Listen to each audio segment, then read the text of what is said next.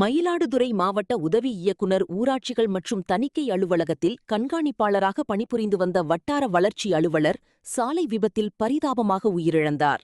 மயிலாடுதுறை மாவட்டம் மயிலாடுதுறை அடுத்த சோழம்பேட்டை கிராமத்தைச் சேர்ந்தவர் கஜேந்திரன். மயிலாடுதுறை மாவட்ட ஆட்சியர் அலுவலகத்தில் அமைந்துள்ள உதவி இயக்குனர் ஊராட்சிகள் மற்றும் தணிக்கை அலுவலகத்தில் கண்காணிப்பாளராக பணிபுரிந்து வந்தார்.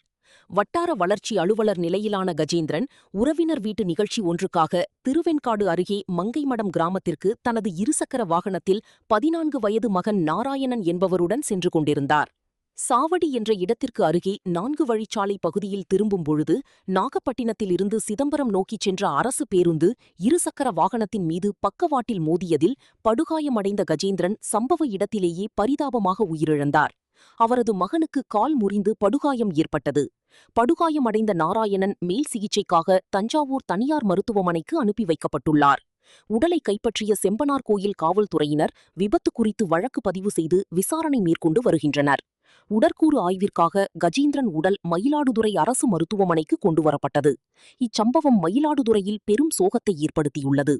அரசு மருத்துவமனையில் அரசு அலுவலர்கள் ஏராளமானோர் குவிந்துள்ளனர்.